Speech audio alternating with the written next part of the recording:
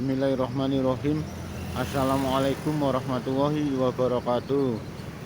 Selamat pagi pemirsa.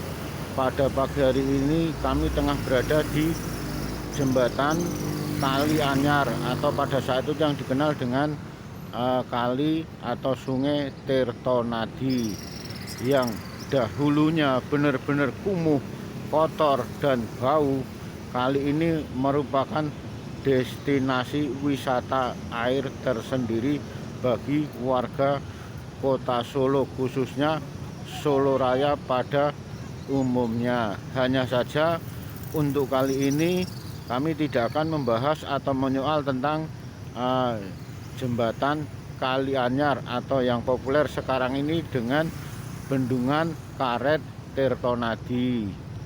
Kali ini, pagi hari ini, Liberty akan membahas tentang sisi lain dari kebudayaan yang ada di jembatan Kali Tirtonadi ini, yaitu adanya semacam tugu keris terbesar bisa jadi terbesar di Indonesia, di Nusantara. Namun tidak menutup kemungkinan merupakan sebilah keris yang terbesar di dunia. Pasalnya, tugu keris ini ukurannya tidak seperti keris-keris pada umumnya. Selain memiliki ketinggian atau semacam panjang tidak kurang dari 25 meter, serta bilahnya dari ujung sampai ke bawah dari sekitar 25 cm, selanjutnya 50 cm, 75 cm, hingga 1 meter, dan paling bawah sendiri bisa jadi memiliki lebar tidak kurang dari 5 meter. Hanya saja masalah keberadaan dari tugu keris yang ada di atas jembatan Sungai Kali Tirtonadi Solo ini jangan disoal tentang masalah pakemnya. Artinya keberadaan tugu keris ini bisa jadi tidak menggunakan semacam patokan atau pakem-pakem pembuatan keris pada umumnya. Misalnya sebagai pamornya apa, dapurnya apa, tangguh dari mana. Artinya tangguh dari misalnya tangguh Surakarta, artinya keris pada waktu itu dibuat oleh Keraton Kasunanan Surakarta Hadiningrat, atau semacam tangguh dari Yogyakarta, berarti keris tersebut dibuat semasa Keraton Ngayogyakarta Hadiningrat. Selanjutnya bisa jadi keris Brawijayan, yang pastinya ada saat termasyhurnya kerajaan Brawijaya. Dan masih banyak lagi peninggalan keris-keris dari berbagai daerah dari kerajaan yang ada di Nusantara ini.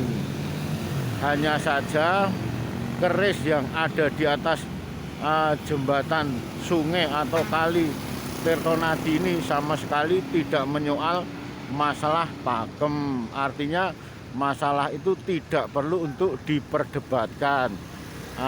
Yang jelas keberadaan dari bilah keris yang ada di jembatan kali Sungai Tirtonadi ini memiliki nilai kelebihan yang positif tersendiri.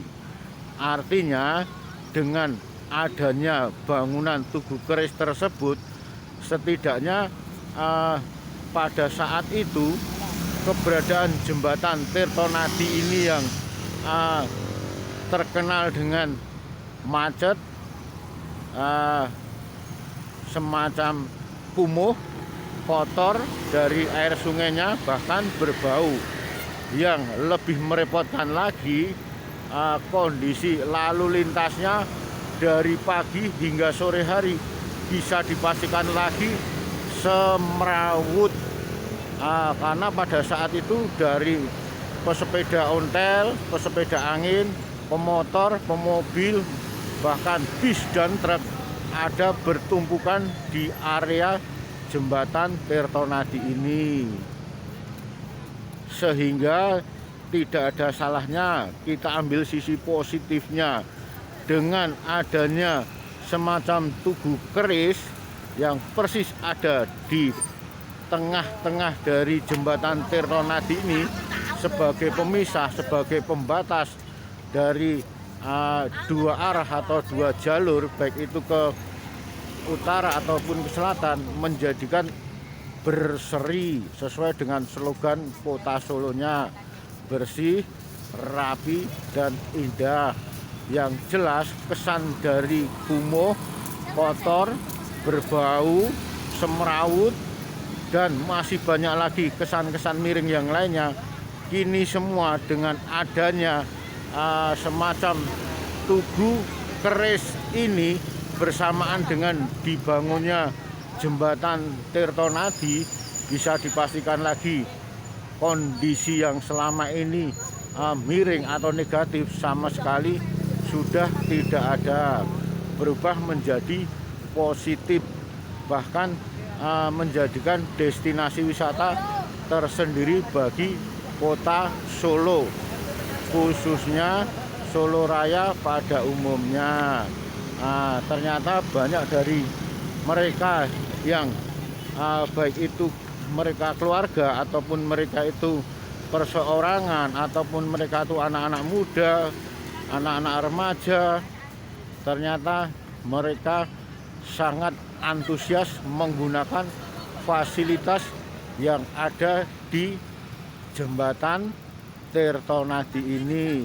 Bahkan juga dibangun semacam bendungan karet, sehingga mereka bisa melakukan aktivitas, setidaknya bisa untuk refreshing pada pagi hari dan sore hari.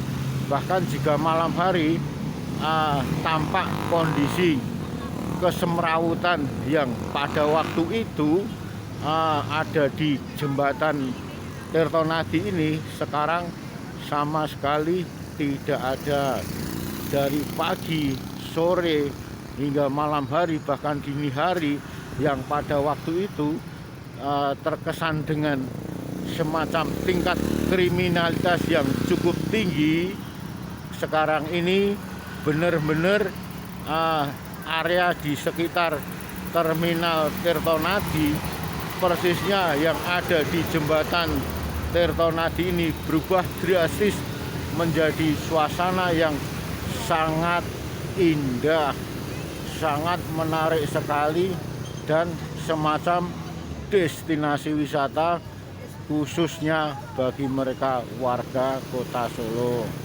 Yang jelas sekali lagi, dengan adanya tugu keris yang membelah dua jalan yang tidak kurang dari lebar 15 meter ini, yang jelas menjadikan kebanggaan warga masyarakat kota Solo.